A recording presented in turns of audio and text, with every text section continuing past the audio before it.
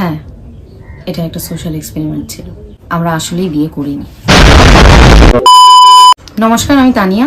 নমস্কার, আমি অমৃতা। আমাদের দুজনের এই রূপটা দেখে হয়তো অনেকে শকড হয়েছে, অনেকে এতক্ষণে কমেন্ট বক্সে অনেক মন্তব্য করে ফেলেছো, অনেক খিস্তি খামারি অনেক কিছু দিয়ে ফেলেছো। তো তাদের প্রত্যেককে বলবো যে একটু ধৈর্য ধরে আজকে পুরো ভিডিওটা দেখো, আমাদের কথাগুলো শোনো। আশা করি তারপরে তোমাদের ধারণা, তোমাদের চিন্তা ভাবনাটা একটু বদলে যাবে। প্রথমে সবার কাছে হাত জোর করে ক্ষমা চেয়ে নিচ্ছি যদি কারোর মনে কোনো রকম ভাবে আঘাত দিয়ে থাকি। আমাদের উদ্দেশ্য কোনো ধর্মকে, কোনো জাতিকে বা কারোর পার্সোনাল ইমোশনে আঘাত দেওয়া ছিল না। আমার কোনো দিক থেকে মনে হয়েছে যে আমাদের সমাজ অনেকটা এগিয়ে গেছে, কিন্তু সেটা শুধু নামই। বাট সমকামীদের ভালোবাসা কিন্তু আজও আমাদের সমাজে স্বীকৃতি পায়নি। তাই আমাদের দুজনের কোথাও না কোথাও মনে হয়েছে যে এই সমাজের জন্য কোথাও একটা ছোট মেসেজ বা একটা ছোট সোশ্যাল এক্সপেরিমেন্ট করাটা দরকার, আর সেটার জন্যই আমরা দুজন মিলে এই উদ্যোগটা নিই।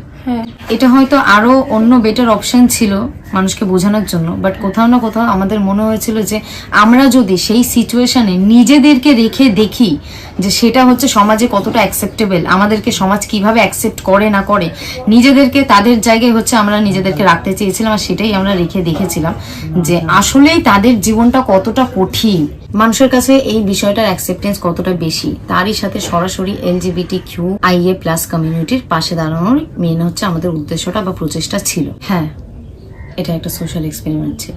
আমরা আসলেই বিয়ে করিনি। কিন্তু দুঃখের বিষয় হলো 50% মানুষ জিনিসটাকে প্রচন্ড পরিমাণে ভালোবাসা দিলেও এখনো সমাজে এমন অনেক বেশি মানুষ আছে যারা আজও ওদের ভালোবাসাটাকে নিয়ে ব্যঙ্গ করে। তাই আমি আজ আবারও আমার এই ভিডিওতে সেই আমার পুরনো কথাটাই বলবো যে যাকে ভালোবাসে তাকে ভালোবাসতে দাও। ছেলে মেয়ে নির্বিশেষে যে যাকে ভালোবাসে, যে যার সঙ্গে ভালো থাকে তাকে তাদের মতো থাকতে দেওয়া উচিত, আমাদের এটাই মনে হয়। এই একটা চলাকালীন আমরা যখন রাস্তায় বেরোতাম তখন আমাদেরকে এসে যেরকম প্রচন্ড পরিমাণে প্রচুর মানুষ এসে কংগ্রাচুলেশন উইশ করতো, তার সাথে প্রচুর মানুষ কিন্তু আমাদের হিউমিলেটও করতো। আমরা কিন্তু অনেক অপমান বলো বা তুচ্ছ তাচ্ছিল্য বা মানুষের একটা যে নজর ছিল, হ্যাঁ, দ্য ওয়ে অফ লুকিং, যে মানে দেখ কি করেছে, মানে এই যে মানুষের যে দৃষ্টিভঙ্গিটা ছিল, তো সেই জায়গায় দাঁড়িয়ে আমরা ফিল করতে পেরেছি যে ওইসব মানুষদের উপরে জিনিসগুলো কিরকম এফেক্ট ফেলে, বা যে যাকে ভালোবাসে তার সাথে থাকার জন্য, শুধুমাত্র ভালোবাসার মানুষের সাথে থাকার জন্য কতটা পরিমাণে স্ট্রাগল তাদের আজও এই 2025-এ দাঁড়িয়ে করতে হয়। আবারও তোমাদেরকে বলছি যে আমাদের উদ্দেশ্যটা কি ছিল, সেই জায়গায় দাঁড়িয়ে তোমাদের কারোর যদি মনে বা ইমোশনে যদি কোনো রকম আঘাত আমরা কিন্তু দিতে চাইনি। তারপরেও যদি কেউ আমাদের এই স্টেপটার জন্য কষ্ট পেয়ে থাকো, মনে আঘাত পেয়ে থাকো, তার জন্য আমরা দুইজনে হাত জোর করে তোমাদের কাছে ক্ষমা চাইছি। আমি আবারও তোমাদেরকে বলছি, আমি তোমাদেরকেও বলবো এই একটা কথাই বারবার করে, যে ওরা কিন্তু অনেক কষ্ট করে, অনেক স্ট্রাগল করে নিজেদের ভালোবাসার মানুষকে পায়। তো আমার বা তোমার কোনো অধিকার নেই যে সেই ভালোবাসাটাকে হচ্ছে তুচ্ছ তাচ্ছিল্য করা বা কাউকে একটা হিউমিলেট করা, বা তাদের আমাদের শুধুমাত্র আমাদের একটা সেলফ স্যাটিসফ্যাকশন বা ইগো স্যাটিসফ্যাকশনের জন্য আমরা তাদেরকে আলাদা করব বা তাদের সম্পর্কটাকে আমরা কোনো রকম ভাবে বিপদের দিকে এবং মুশকিলে ঠেলে ফেলে দেবো। তো এবার হচ্ছে তোমাদেরকে ওই পার্টটা আমি ক্লিয়ার করে দিলাম। এবার আসি শাখা সিঁদুরের টপিক নিয়ে। অনেকেই বলেছে যে সিঁদুর নিয়ে ছেলে খেলা করছি, সিঁদুর নিয়ে ছেলে খেলা করছি। পাশে কিছু ক্লিপ দিয়ে দিচ্ছি। আমি, তোমরা যেরকম জানো যে আমি এর আগে মডেলিং করেছি, অ্যাক্টিং করেছি, তো সেই জায়গায় দাঁড়িয়ে আজ অব্দি মডেলিং করাকালীনও কিন্তু আমি বরাবরই আইশ্যাডো ব্যবহার করেছি। তোমাদেরকে পাশে একটা ক্লিপ দিয়ে দিচ্ছি, তোমরা দেখতে পাচ্ছ নিশ্চয়ই, বা আমি ভিডিওর মাঝখানেও দেখিয়ে দেবো যে ওটা কিন্তু আবির ছিল। আর আমাদের যে কটা দিন টানা আমরা এই জিনিসটাকে কন্টিনিউ করেছি, শ্যুট করেছি, আমাদের আজকে 9 করে আমরা বিষয়টাকে 20 দিন চালিয়েছি।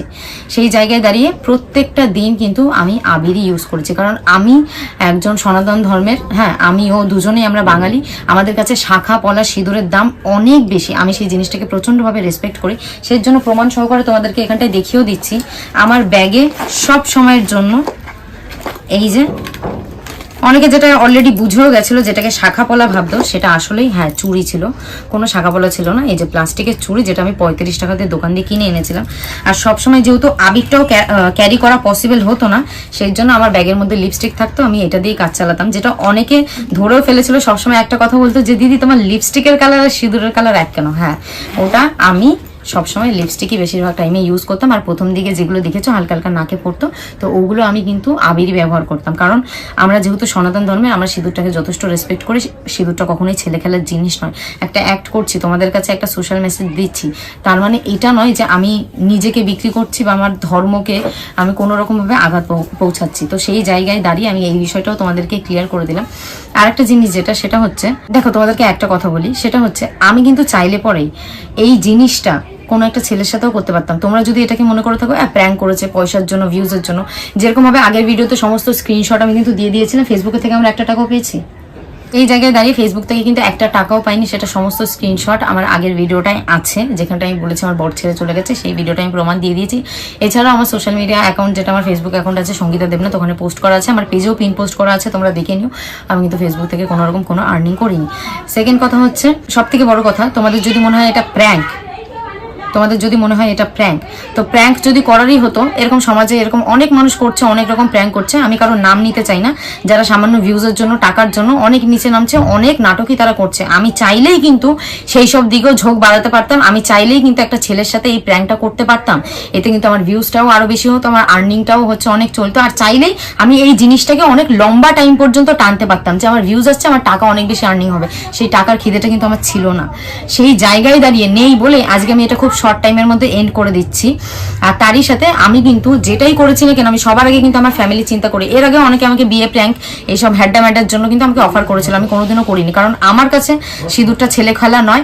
আমি সবসময় কাজ করি, আমি কাজ করতে ভালোবাসি, কিন্তু কাজের মধ্যেও আমার মনে হয় কোথাও না কোথাও নিজেকে মেনটেন রেখে তারই সাথে যেন আমার ফ্যামিলি বা আমার পরিবারের কারোর ওপর যেন সেই কাদা ছেটাছেটিটা না হয়, সমস্ত দিকটা ব্যালেন্স রেখে কাজ করলেও কিন্তু সেই ব্যালেন্সটা আমি মেনটেন করি। প্লাস নিজের যে একটা দায়রা থাকে না, সেই দায়রাটাও কিন্তু আমি মেনটেন করি। আমি চাইলে একটা ছেলের সাথে করতে পারতাম, কিন্তু করলাম না। কেন করলাম? ও আমার বোনের মতন, ঠিক আছে, ওর সাথে করলাম। আমি আমার কাজটাও করলাম, আমার সোশ্যাল মেসেজ দেওয়া ছিল তোমাদেরকে, আমি সেটাও দিলাম, আমি কাজও করলাম, তারই সাথে আমি আমার মান সম্মান ইজ্জত যেটা বলে সেটাকেও বুঝিয়ে রাখলাম, কারণ আমি একটা মেয়ের সাথে করেছি, যেটাই বলেন কেন ওর সাথে আমাদের যেরকম নর্মাল ভাই বোনের সম্পর্ক, তো এটা তোমরা হামি দাও, একটা চুমু খাও, সেই জিনিসটা খুব সাধারণ ব্যাপার। আমার ঘরে যদি আজকে বোন থাকতো, তাহলে এটা কিন্তু খুব খুব সিম্পল জিনিসটা, বিষয়টা কিন্তু সেটা না। বাট এটা যদি আজকে কোনো ছেলের সাথে করতাম, তখন কিন্তু ওই জায়গায় দাঁড়িয়ে আমার চরিত্রে একটা কাদা ছেটাছেটি হতো, যেটা কিন্তু আমি করিনি। তো আমি সমস্তটা ভেবে, সমস্ত কিছু ভেবেই ছক কষেই তারপরেই কিন্তু জিনিসটাতে নেমেছি। আমি যেখানটায় দাঁড়িয়ে আমার মনে হয়েছে আমার নিজের মান সম্মানটাও বুঝিয়ে থাকবে, আমার ফ্যামিলিও কোনো রকম হাম হবে না, কারোর উপরে কোনো কাদা ছেটাছেটি হবে না, প্লাস তোমাদেরকে একটা সোশ্যাল মেসেজও দেওয়া যাবে। তো সেই জন্য সবকিছু সব দিকটা আমি মেনটেন করে করেছি। আবারও বলছি, তোমাদের মনে যদি কারোর আঘাত দিয়ে থাকি, তাহলে হাত জোর করে আমরা দুজনেই ক্ষমা চাইছি তোমাদের কাছে। আশা করি বিষয়টা হচ্ছে সবার কাছে সমস্তটা ক্লিয়ার। তো এরপরও যদি তোমার কিছু বলা থাকে, তো আমি কমেন্ট বক্সটা খোলাই রাখবো, তোমরা তোমাদের মতামতটা জানাতে পারো। আর এর বেশি আর কিছু বলা নেই। সবাইকে বলবো, সবাই খুব ভালো থেকো, সুস্থ থেকো। আর আবারও বলছি, ছেলে মেয়ে নির্বিশেষে, জাত পাত ধর্ম সবকিছু বাদ দিয়ে যে যাকে ভালোবাসে, যার সাথে ভালো থাকতে চায়, তাকে তার সাথে থাকতে দাও। ভালো থেকো সবাই।